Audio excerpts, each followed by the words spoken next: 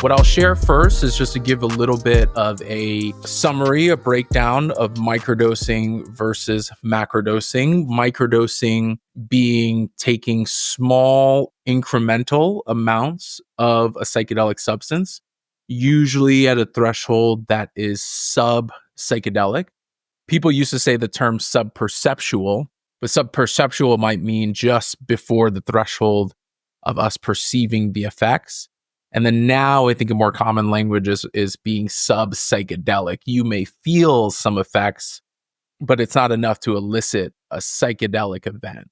Usually this is somewhere, especially with psilocybin, in the realm of like a 30th to a 60th of a large dose experience.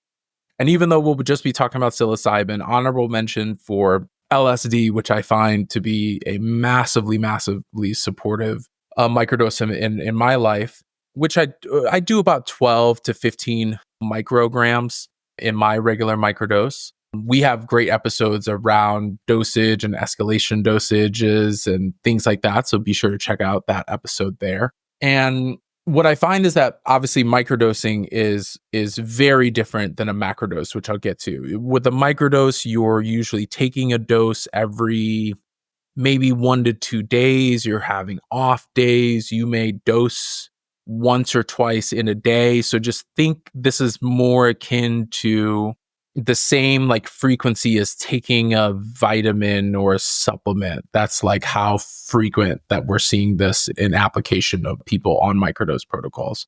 Macrodosing is having enough of a large dose for you to actually elicit the hallucinogenic experience. This is what would commonly be called as the psychedelic trip, or, on your dosing day or ceremony day, ingesting enough of the psychedelic substance for you to have an experience. Now, both microdosing and macrodosing will elicit an altered state of consciousness, but it also depends on the nature and context of that altered state of consciousness, right? And so the first thing that I'll share is that regardless of whether you're microdosing or you're macrodosing, intentions matter, of course. We hear this all the time, and it's something that should go hand in hand with therapeutic psychedelic use, is having really, really clear and honest intentions.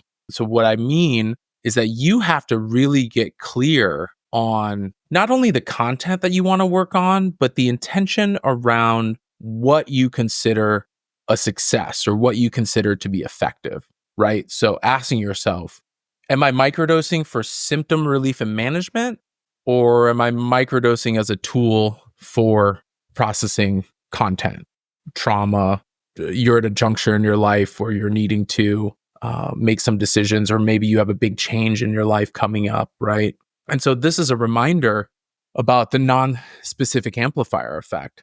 And in short, the non-specific amplifier effect is the ability for psychedelics to non-specifically amplify things within our conscious and unconscious. Usually here, what we're seeing is content or emotions or feelings that are latent within our unconscious that rise up to the surface to our consciousness so that we can better come in contact with them, better address them, better process them. This is really, really important because most folks are looking at microdosing just purely from the symptom relief and management standpoint, or from the benefit standpoint, like mood enhancement, stress resilience, a better focus and clarity, right? I have had some microdoses that, I'll wake up, I'll take my microdose in the morning, getting ready to sit down at my computer. I think that day I had a full 8-10 hours of work ahead of me. And about an hour and a half into my microdose, I started getting this really huge swelling and welling of emotions and feelings. Now, I was going through a breakup at the time, but I really wanted to bury my head in work. I was kind of avoiding the feelings and the emotional processing that was coming up. Well, guess what? All of that stuff, supported by the non-specific amplifier effect of the microdose, came front and center. And probably about 2 hours in, it's 10:30 in the morning, and I literally have my head in my hands and I'm leaned over my desk, and just going through it, just going through it, right?